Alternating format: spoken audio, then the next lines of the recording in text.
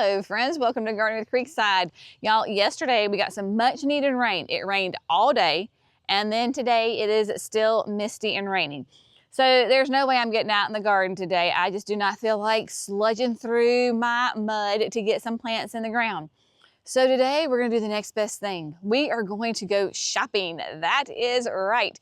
You are gonna come with me as I shop my own garden center because there are some fantastic plants that I want to add to my garden once it dries up a little bit. And so I am going to bring you along for the fun and explain what I'm getting, why I'm getting it, and then what problem it is solving in the garden. Because as we always say, fall, late winter going into spring is the perfect time to plant and add your perennials and your shrubs and your trees to the garden. So, you know what? We're just gonna have some fun today shopping here at the garden center.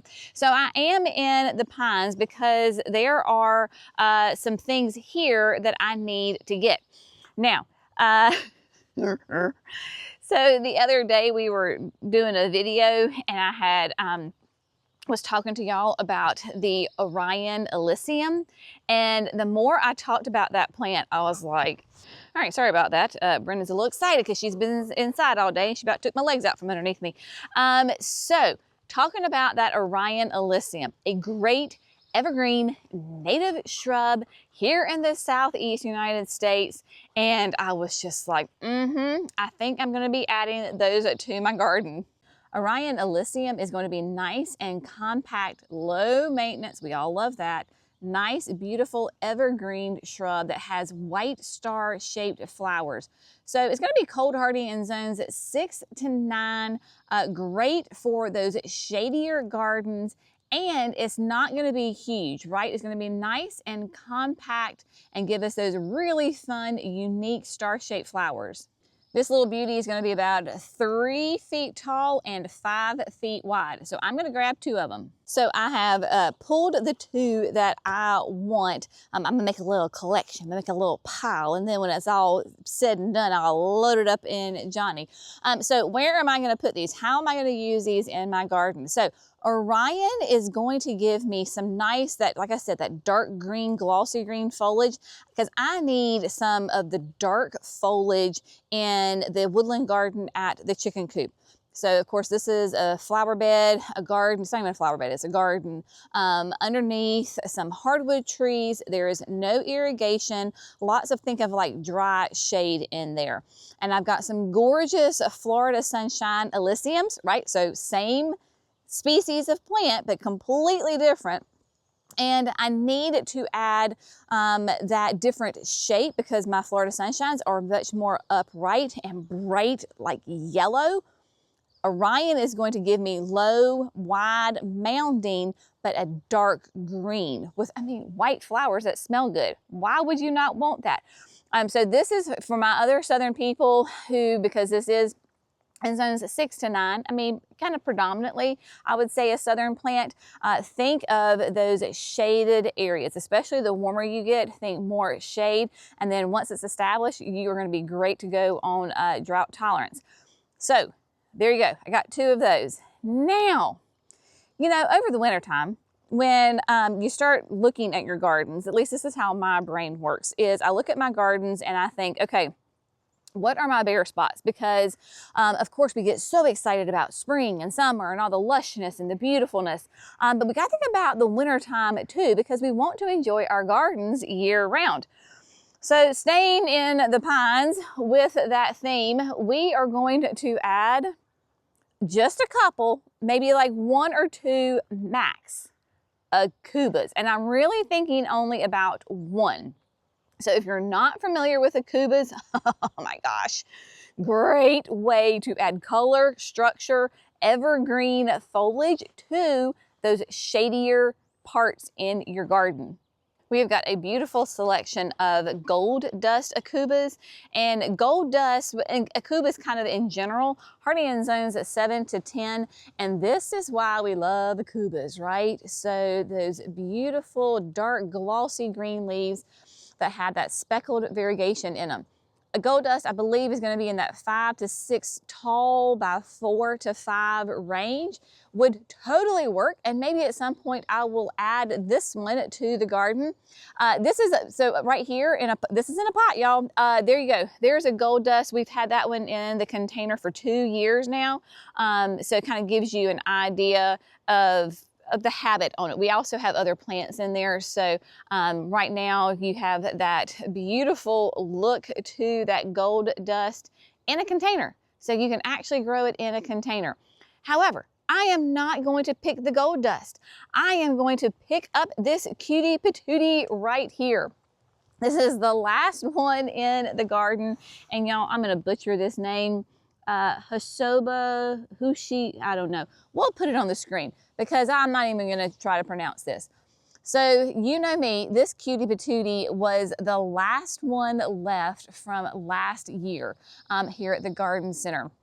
I've been eyeballing it all winter long, and so I gotta get it before somebody else snatches it up. So what is the difference between this cutie and then the gold dust?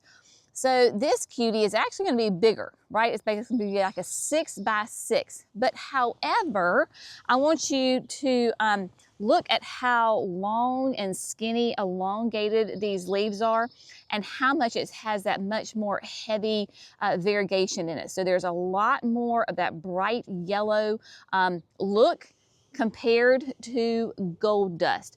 So if you have that Aucubas do really well in your yard, then grab a bunch of different ones and stick them in there. This too is more than likely going to go, there's 2 places, either at the chicken coop woodland garden or the woodland garden behind the pond. Definitely though a shade shrub, but it's beautiful, evergreen, drought tolerant once established, tends to be deer resistant. Just love this cute plant. So we're going to grab this one and then add it to the collection. If you know me, you probably have picked on the fact that I do love hostas. My problem is I don't have a ton of shade gardens. I have a couple, and when I can jam in some hostas, I do it very, very happily and prolifically. So all of these quote empty pots behind me are hostas. Y'all, oh my goodness, when Cece and I were ordering, I'll show you better, but when Cece and I were ordering to restock the nursery for this, the opening 2 weeks ago or whatever it was, I was shopping on the wholesale and I found Thunderbolt. Now, I do not have a Thunderbolt, never had I ever heard of a Thunderbolt hosta. Y'all, it is gorgeous. And these are nice big pots. So I actually have 2. So I pre-ordered 2. So don't tell me that I'm taking your plants. I did not take your plants. There are still plenty of them here. So Thunderbolt is not going to be super tall. It's going to be about 18 inches tall, but like can be 40 inches wide.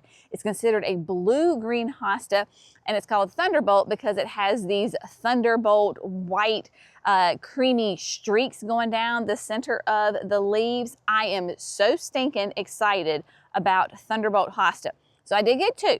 So one is going to go in the woodland garden behind the pond. I don't have any hostas in there yet, and this nice big one, so it's going to go in there.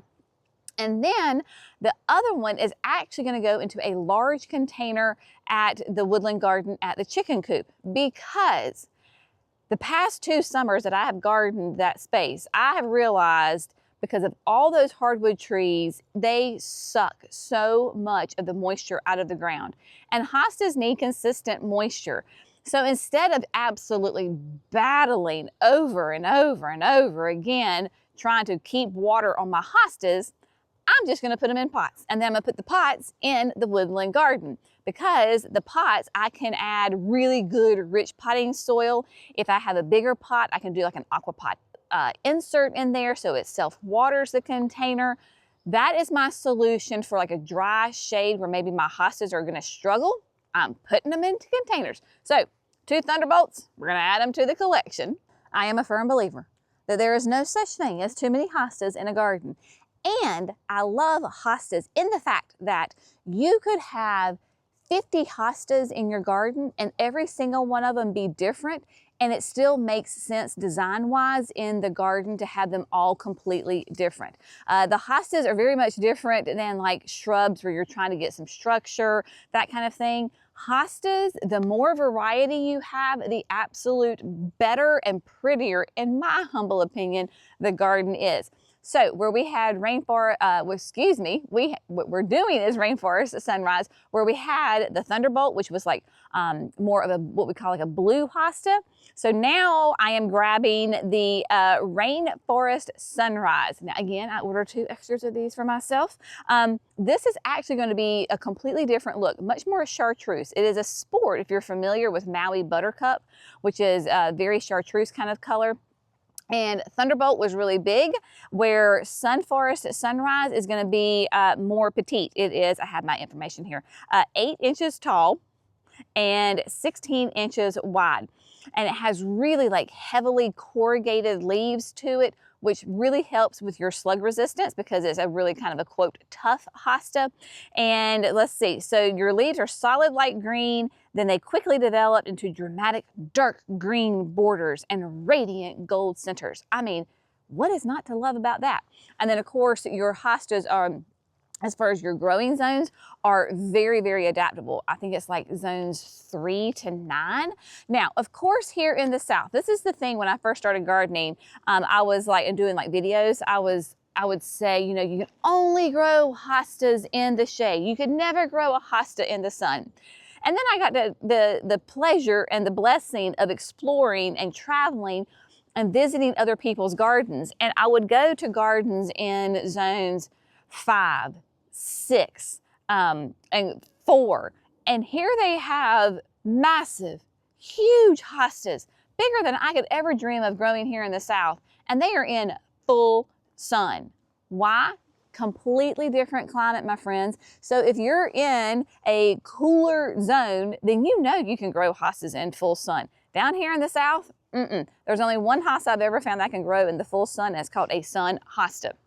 It actually is doing really well in the full sun. Everybody else, definitely shade, filtered sun. So just my fellow Southerners, if you're new to gardening, just keep that in mind when you're picking out your hostas. I know they're gorgeous. I know we would love to put them out in the full sun, but that's the best way to see your hosta just like melt before your very eyes. So Rainforest Sunrise, 2 of those, probably do the exact same thing. One goes there, one goes there. So, you know, divide and conquer, right? Before we leave the pines, I'm going to tell you what I am not grabbing today and then why. All right. Aspidistra, cast iron plants. Y'all, you know that we have got this beautiful selection of cast iron plants. Great for the dry shade, right? Well, so I'm not getting any today. I already have quite the collection that I need to plant. So I am overflowing with my own cast iron plants. And so, yeah, not going to get those. These are the Florida Sunshines. Look at that beautiful chartreuse color. They are fantastic. Let me show you them in the landscape because we have some right over here. I'm not grabbing those. They too would be great in the woodland gardens. And I may at some point add them to like the hill garden behind the pond because we don't have any like really bright color. And these would definitely show up. I mean, like, look at that. Talking about showing up in the garden. These have been in the ground for a couple of years. They are great. So I'm not going to grab any of those, but what I am going to go grab is right over here at the nursery. But we have one of these in the ground. Been in the ground for a couple of years. Jacob Linton Rose. Jacob Hellebore. Oh my, Jacob, I'm in love with you. Look at that. Is he not absolutely fantastic? Lovely. So this is a gorgeous, gorgeous Hellebore that I am madly in love with. Let me get down here for you. There we go. Look at that. Bright, pure white flowers, and it's still putting out new growth. Do you see that right there? Oh my goodness, love this. So we had got some Jacob, and so I am going to grab a couple because that white in a shade garden really makes a huge explosion and pop. So Jacob, a couple of you are going to come home with me today. All right, so I went to go grab a cart because I got to put some Jacobs in the cart. And while we're over here, there's a couple of other things that we're going to get as well. Let me find the Jacobs first. So I went ahead and grabbed 6 of the Jacob Lenten roses because I'm going to add 1 to the chicken coop garden. I already have a good, nice collection of Hellebores over there, but I don't have Jacob. And then I grabbed 5 to go in the woodland garden behind the pond. Because as you probably know, I'm trying to add more and more. So because that space is so big, I will probably go ahead and plant all 5 of these at the pond woodland garden within kind of that same space so that they will make a nice big impact from a distance. Also, fun fact about Jacob is it's one of the earliest blooming Hellebores. You'll love Hellebores for those shadier gardens. They're evergreen. They tend to be very deer resistant, drought tolerant. Once they are established, you prune them once a year. I mean, these are low fuss but high performing, gorgeous plants. So while I am over here, I am going to go ahead and get my all-time favorite, #1 without a doubt, lavender. My friends that know me well, what lavender am I talking about? That's right. Phenomenal lavender. Y'all, gorgeous. Love this plant. I tell the story all the time. I struggled for years and years and years. I was a master gardener at killing lavender. I planted so many different varieties. I planted them in containers. I planted them in the landscape. I planted them on a hill. I planted them here. I planted them there. Like, I did everything. And every time they would have a slow death in my garden. I was ready to wash my hands of lavender. Sweet friend, genius plant woman, Kata, told me, she was like, Jenny, try 1 more. It's called Phenomenal. And I was like, fine, I'll try 1.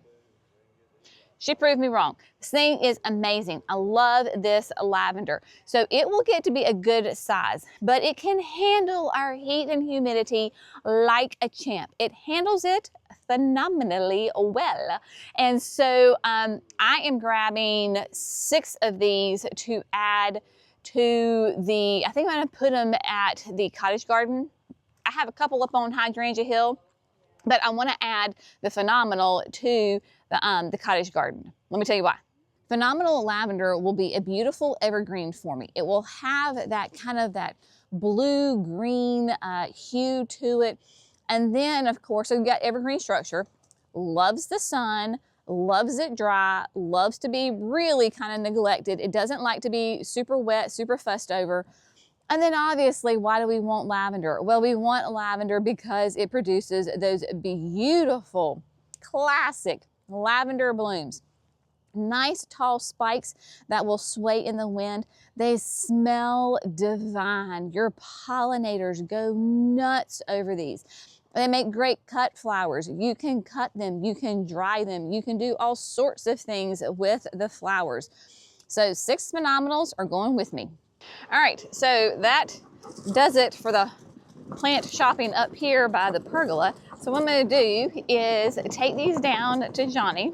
We're going to load up Johnny with my haul that's back there, the plants that I gathered in the pines, and then we're going to go down to the shrub lot, and there's a couple of beauties down there that I need as well for the gardens. All right, made it down to the shrub lot, and I was talking with Cece, talking about my planting shopping selections, and she talked me into one plant that I was on the fence about, and then talked me out of another plant that I was on the fence about. So we'll discuss all of that here very briefly.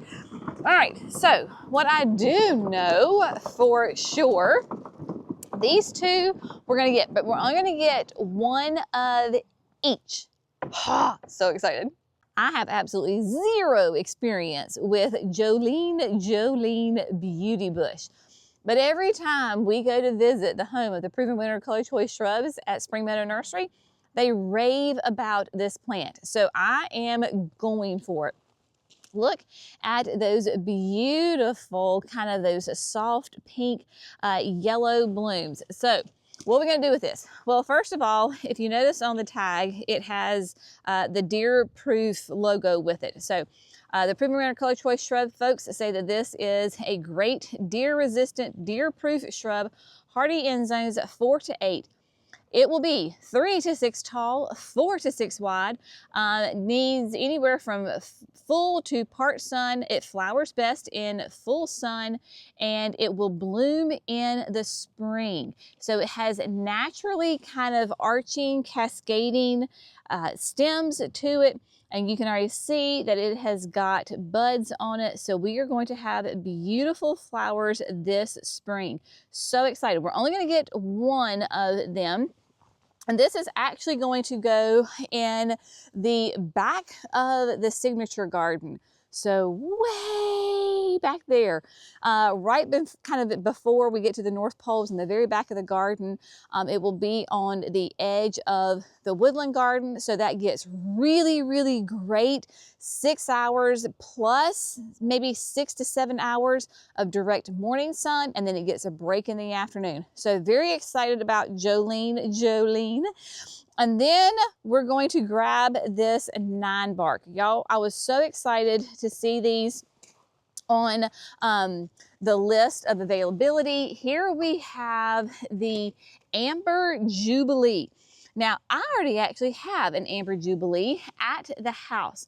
This is that Ninebark that is very close to the fountain.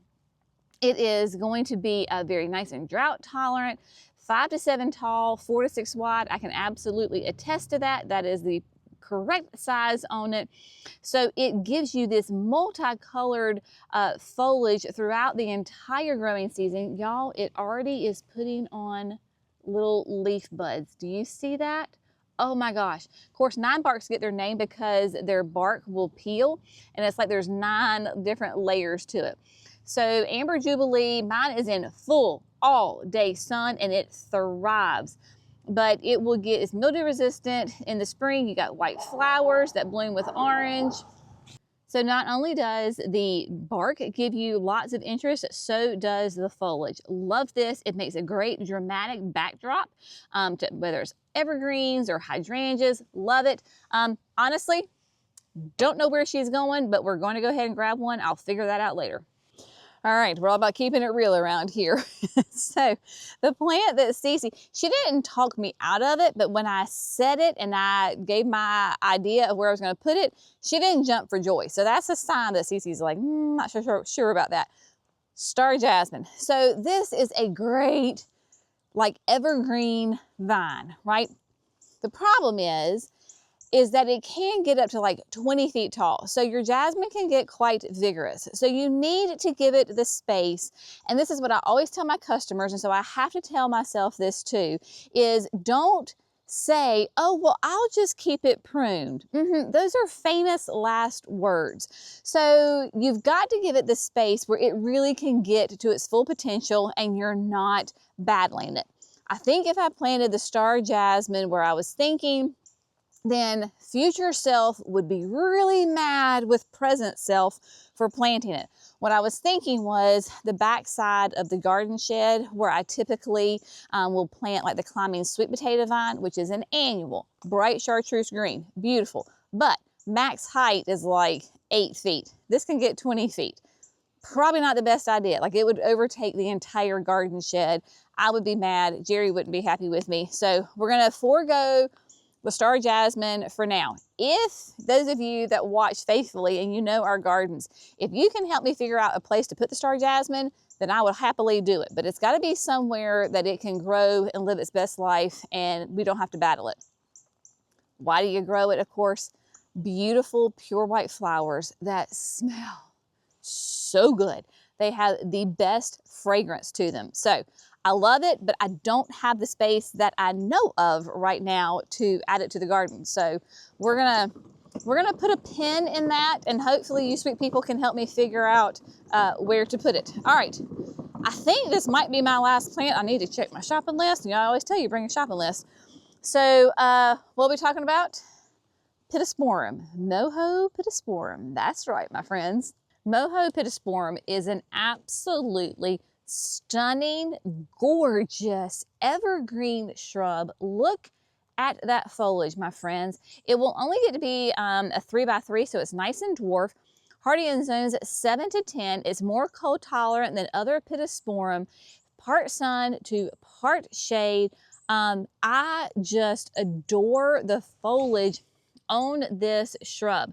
So I'm going to grab 3, and then we're going to figure out where they go. All right, so I got my 3 Mojos. I'm calling it quits, y'all, because Johnny is going to be full after we add these to the back. And just like our sweet customers that come visit us, they're like, I can't fit another plant in the car. I guess I gotta quit. So I'm the same way. I'm gonna quit on this. Now, did y'all see me? I grabbed this, I think this is the Bella urn. Yeah, I'm pretty sure. The Bella urn from Unique Stone. It has literally been sitting there for years. It is the cutest little tiny urn, and I'm thinking it would be perfect for a little dwarf hosta, like mini skirt or mouse ears, something like that. So she was sitting out there by herself, so I'm just gonna grab her, take her home. So yeah, get these loaded up and we'll be out of here. There you go, my friends. So Johnny is full. That's my cue to go home. So I'm going to be adding these to the gardens within the next week or 2. As time allows, time, that one little thing that we can't make more of, as time allows and then as the weather allows. But it looks like today is the last kind of rainy, it is like heavily misting right now, which is good because we're in a pretty good drought. It's been a very dry winter overall. So I can't complain about the rain, but this is not the day that I'm going to be mucking around in the yard. So as it dries out, I'm going to be adding these to the gardens.